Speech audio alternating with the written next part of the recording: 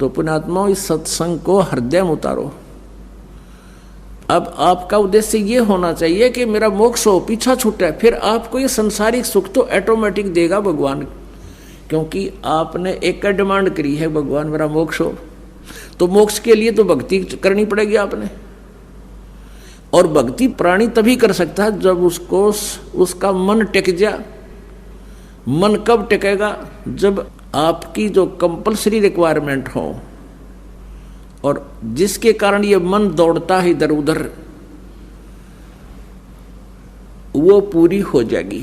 जैसे कोई टेंशन बना लेता है, टेंशन होगी मेरे, अब उस टेंशन का समाधान ये है कि परमात्मा के ज्ञान से आप ये समझें पहले कि इस जो टेंशन तुम बना रहे हो ये कितनी आवश्यक है,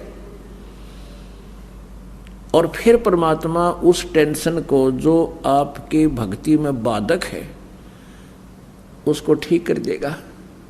फिर आपका कितना गदगद होगे, कितनी भक्ति में रुचि बनेगी। तो आप ये मांगोगे कि मैंने परमात्मा मोक्ष दो, तो फिर परमात्मा का कर्तव्य बदल जाता है। वो फिर आपको मोक्ष के लिए ही तैयार करता है, और फिर आपके उस मोक्ष मार्ग में जो बाधाएं आती हैं ऑटोमेटिकली उन दुखों को दूर करेगा, अगर वो आवश्यक होंगी। और ये जो यहाँ की डिमांड है, मेरे कार हो जा, कोठी हो जा, बेटा हो जा, बेटी हो जा, उच्च पोस्ट बन जाऊं, प्राप्त हो जाऊं, एमएलए बन जाऊं, मंत्री बन जाऊं, प्रधानमंत्री बन जाऊं, ये मन की बकवाद है। ये परमात्मा नहीं सुनता, क्योंकि परमात्मा उन चीजों को आपको देगा जो आपके इस जन्म मरण के रोग के नाश करने में बाधक ना हो। जैसे किसी का हाई ब्लड प्रेशर है और वो नमकीन पकौड़े मांगे और खूब जोर दे रहा है, रोवर पाँ पीटे, पर घरवाले को नहीं देना, डॉक्टर लाउड करे, किसका प्रत्यक्ष मौत ऐसे।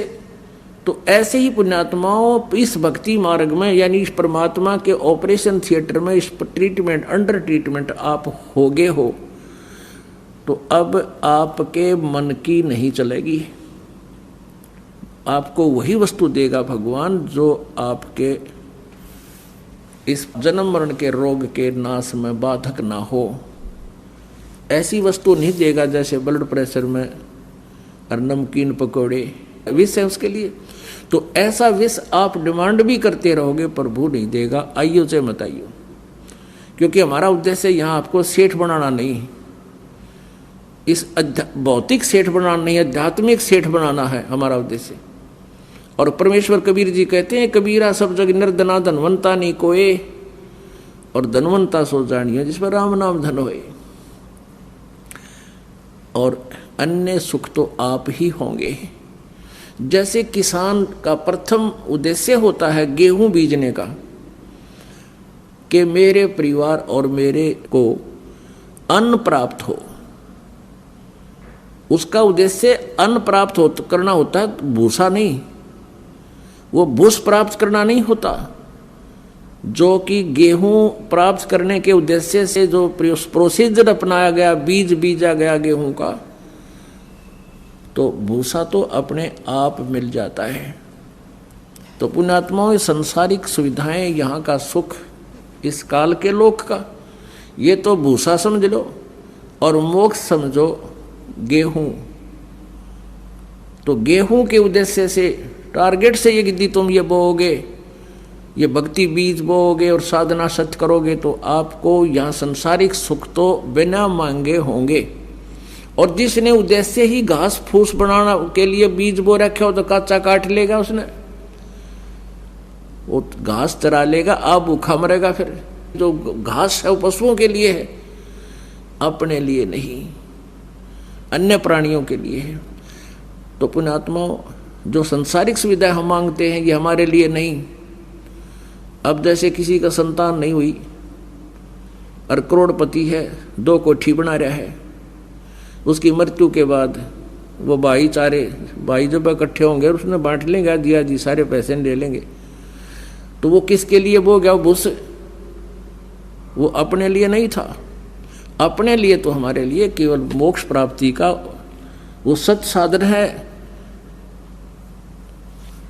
और उसके साथ साथ हमें मोक्ष उद्देश्य लेकर हम चलेंगे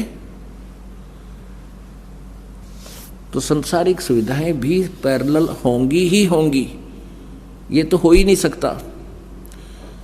तो पुण्यात्माओं, हमारे अंदर एक ऐसा प्रभाव है कि जिसका संतान नहीं उसकी एक करट हो, भगवान संतान दे दे, भगवान संतान दे, मोक्ष मेरा बेशक ना हो, फिर उस व्यक्ति को यहाँ आने की कति जरूरत नहीं, ये सत्कर मान लियो। और जिसके पास जिसका कर्जा है, धन नहीं है, वो केवल एक उद्देश्य लेकर आया है, मेरा धन हो जा।